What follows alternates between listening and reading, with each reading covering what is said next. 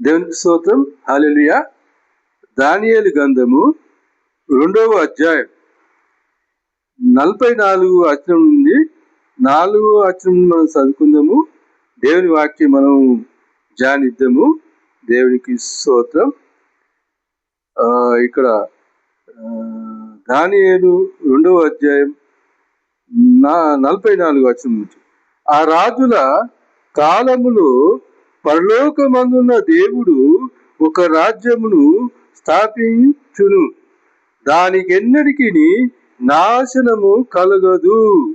ఆ రాజ్యము దాని పొందిన వారికే గాని మరెవరికి చెందదు. అది ముందు చెప్పిన రాజ్యములన్నిటినీ పగులగొట్టి నిర్మాణము చెయ్యును, కాని అది యుగయుగముల వరకు నిలుచును. చేతి సహాయము లేక పర్వతము నుండి తీయబడిన ఆ రాయి ఇనుమును, ఇత్తడిని, మట్టిని, వెండిని, బంగారమును పగులగొట్టగా తమరు సూచితిరే. ఇందువలన మహాదేవుడు ముందు జరగబోవు సంగతి రాజు నాకు తెలియజేసి ఉన్నాడు. దేవునికి స్తోత్రం. ఇక్కడ దానియేలున్న కాలంలో దానియేలు ఒక రాజు ఉన్నాడు. అని ఒక కళ దేవుడు కళ ఇస్తాడు. ఆ కళ వివరించడానికి అక్కడ ఉన్న కొంతమంది మరి వివరించలేరు, కానీ దానియేలుకు ఆ కళ అన్నది కళ వివరించినాడు. ఆ కళలో దేవుడు జరగబోయేది అక్కడ రాజుకు చెప్పినాడని ఇక్కడ మనం చూస్తుంటున్నాం. దానియేలు అందుకొరకు దేవుని చేతము చెయ్యలేని రాజ్యం ఆ రాయి అన్నట్టు. అంటే దేవుడు చేతితోటి కట్టే రాజ్యం ఇది కాదు. రాజ్యం, దేవుని రాజ్యం ఒక చేతితోటి కట్టే రాజ్యం ఇది కాదు. ఈ రాజ్యం ఎట్లా వచ్చిందంటే దేవుని యొక్క చిత్తాన్ని ప్రకారం, ప్రణాళిక ప్రకారంగా ఒక దేవుడు యేసుక్రీస్తు ప్రభు ఈ లోకానికి వచ్చినాడు. ఈ యేసుక్రీస్తు ప్రభు ఒక రాయి. అది ఆ రాయి అంటే యేసుక్రీస్తు ప్రభు ధరని రాజ్యాన్ని తప్పించినాడు. అందుకొరకు ఈ రాజ్యం అంతం లేని ఈ రాజ్యం అని ఇక్కడ మనం చూస్తుంటున్నాం.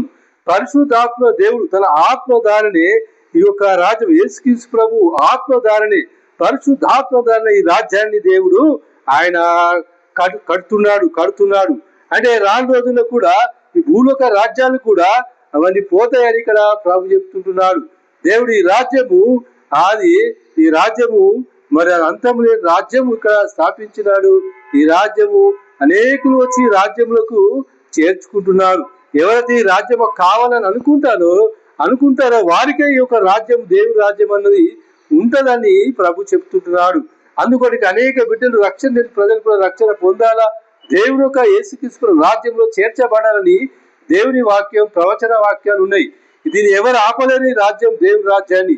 వాళ్ళు ఎంత పెద్ద తంతులాలు చేసినా, మంత్రాలు చేసినా, ఎత్తులు ఏమి చేసినా కానీ అవన్నీ నిలిపోతాయి. అవన్నీ మనుషుల యొక్క ఆలోచనలు, సాతాను ఆలోచనలు తారుమారు అయిపోతాయి.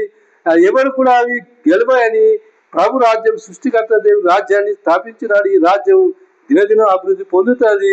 యుగజముల రాజ్యం ఇదే రాజ్యం ఉంటుంది. నీతి ఉంటుంది, న్యాయం ఉంటుంది, సత్యం ఉంటుంది, శాంతి సమాధానం ఉంటుంది. ఈ రాజ్యంలో ఇక ఈ ఉన్న రాజ్యములు మోసాలన్నీ పోతాయి.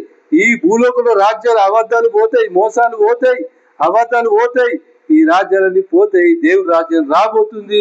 ఆ రాజ్యంలో నీతి, న్యాయం, మరి ఎవరైతే ఈ రాజ్యం అంగీకరిస్తారో, యేసుప్రభుని అంగీకరిస్తారో, ఆ ప్రభు నమ్ముకుంటాడో వారికే ఈ యొక్క దేవుని రాజ్యం ఉంటుంది, యుగయుగములు ఉంటుంది ఆ రాజ్యం అని ప్రభు చెప్తుంటున్నాడు. దేవుని వాక్యం సత్యం. దేవుడి వాక్యం దీవించును గాక. ఆమేన్. ప్రార్థన చేయండి.